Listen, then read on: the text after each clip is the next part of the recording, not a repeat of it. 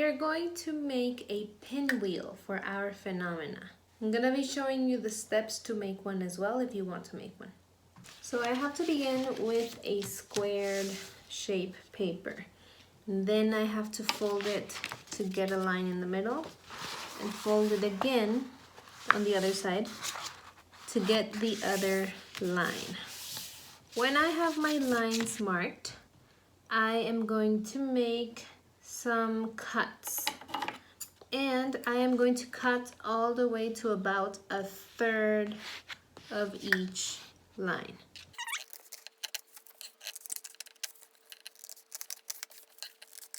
Now I am going to fold these loose parts. So I'm going to take them to the center.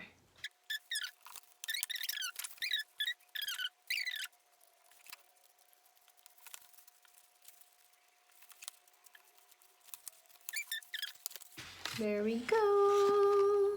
And then I'm just gonna pin it to a pencil. Be very careful with this step because pencils can roll.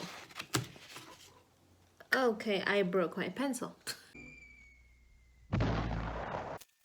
Ta-da! Now let's see if it works.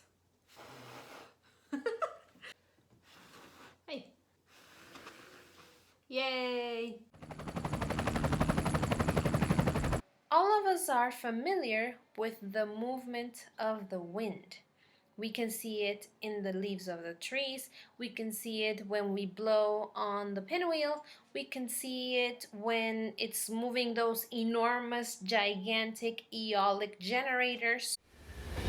Even though we cannot see it, we know it's there. We can feel it. And the reason that we can feel it is because it actually has molecules. Today we're going to be talking about the molecules in gases. Let's just remember quickly what a molecule is. Molecules are the particles that have the properties of a substance, whether it is a pure substance or an impure substance. So we have been talking about how the molecules in different states of matter have a different amount of closeness and of energy. Can you infer how close the molecules in gases are from each other? Can you infer how much energy do gas molecules have? Let's think back. Solids have molecules that are very, very close together. Liquids have molecules that are close enough, but they don't necessarily stick together, and that's why liquids can flow. Gases, on the other hand, are going to have molecules that are very spread apart. That is why we can actually go through them. If the air around us was not a gas, then it would be harder for us to go through it. Think about it. When you are swimming, you are going through a certain resistance of the water because of the liquid molecules. And of course, if I try to go through the wall, I can't. That's because the molecules on the wall are very close together. Now, what does that tell us about the amount of energy in gases? If the amount of energy in solids only allowed them to vibrate, and the amount of energy in liquids allowed them to flow, then the amount of energy in gases is actually very high, such that they need a lot of space to be moving around. And if gases had molecules that were really close together, they wouldn't have that space to be moving around. You can imagine the gas molecules like the Tasmanian monster.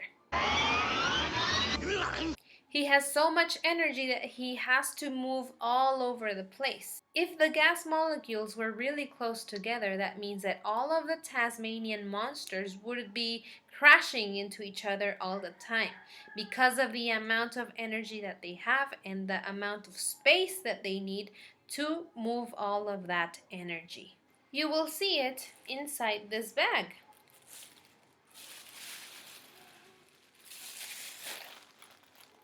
And we know there is space between the gas molecules because I can squish it. And if I squish it enough,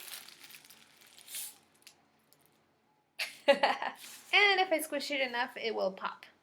On the other hand, if I try to squish my keys, well, I really am not changing the shape. Of course, if I make the right amount of pressure, maybe I would be able to crack it. But basically, I don't have space between my solid molecules in comparison to my gas molecules. Alright, meet me back at Zoom.